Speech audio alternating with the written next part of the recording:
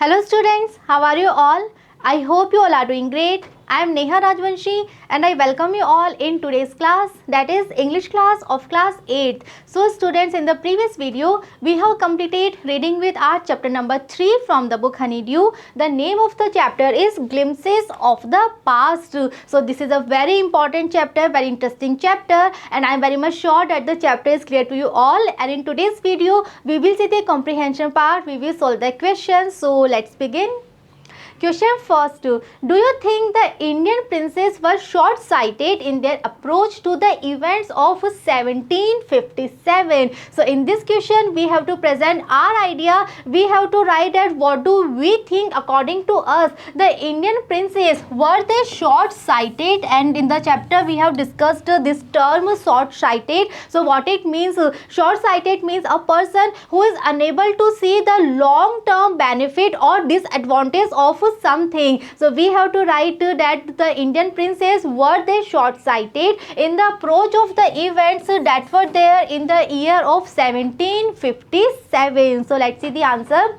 Yes, the Indian princes were short-sighted in their approach. They fought against each other with the help of the British. Thus, the British became the virtual ruler. So, after reading the chapter, this thing is very much clear that the Indian princes, yes, they were very much short-sighted in their approach because they were fighting against each other, okay, and in that fight, they were taking the help of the British because they were not at all aware with this thing that if they will invite Britishers and if the Britishers will interfere in their kingdom, then gradually, slowly, they will be the ruler. So they were having no idea, they were not at all aware with this thing, and they were looking only for this benefit that they just wanted to defeat the other prince, and they were fighting, and in that fight they just wanted to win, and because of that reason they were taking help from the Britishers, and because of that the Britishers finally they become their virtual rulers. So yes, we can say that the Indian princes, they were very short-sighted, they were unable to see the long-term disadvantage of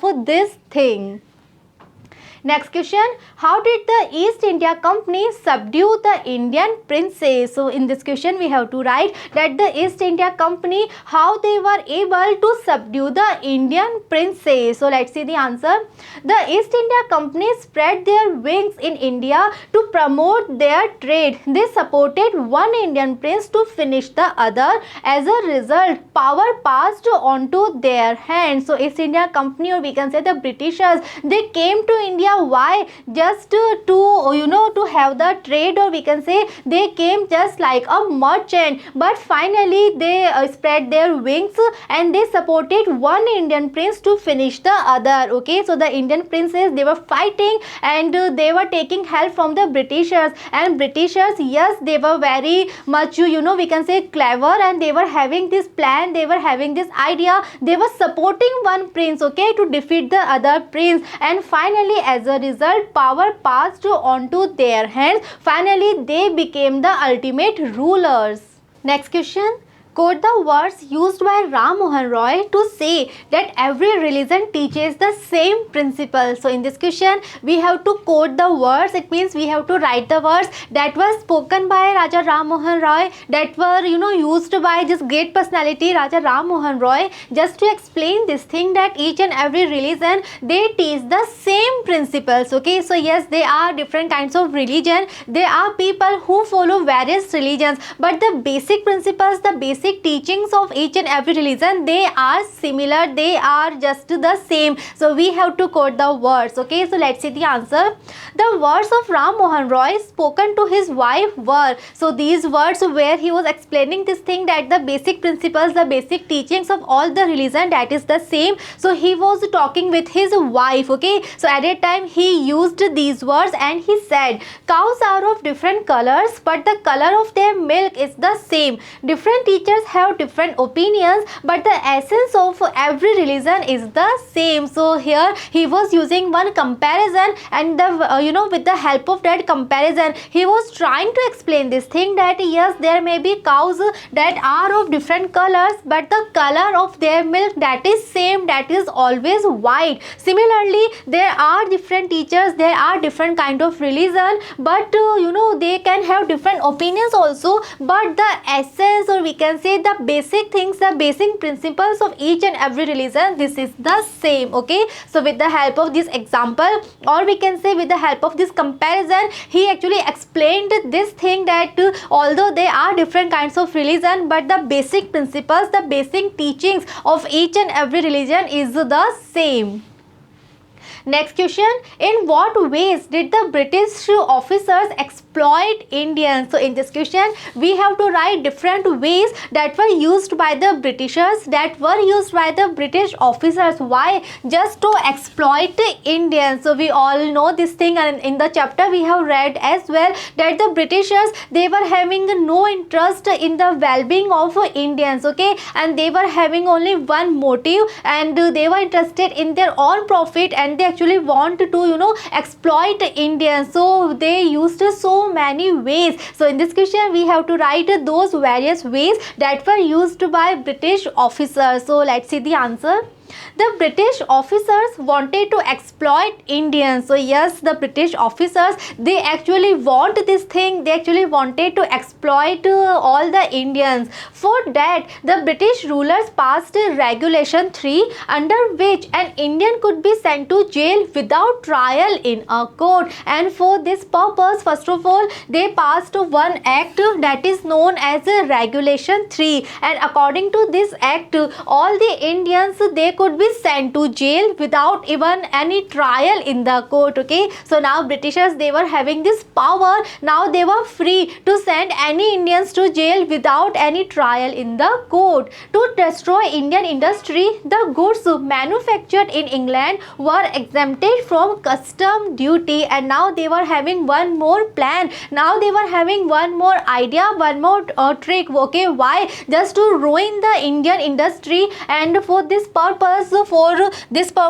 to destroy Indian industry, finally they were having this plan that all the goods, all the stuff that was manufactured in England, so that was having no custom duty, and because of that, obviously that stuff was much cheaper comparatively to the stuff that is made by Indian industries. So now Indian markets, they were full with in England made goods, and that was cheaper too. So obviously all the people, they were buying that stuff, and because of that, the Indian industry, the Indian businessmen, they were having huge losses, and finally the entire Indian industry, that just destroyed, that just ruined completely.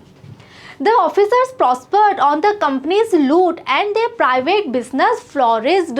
And the British officers who were there in India at that time, the British officers who were ruling India, so all those officers, they were prospering, they were earning a lot of money, they were becoming more and more rich. Okay, why? On the company's loot, and at the same time they were having their private businesses also. Okay, and yes, their businesses were also flourishing, their business were also becoming a successful business. Okay, so we can say that one side, Indian farmers, Indian businessmen, they were suffering, they were dying because of hunger, they were having no money, they were having no food to eat, and on the other side, the British rulers, the Britishers, they were earning more and more money, they were becoming more and more prosperous. Okay.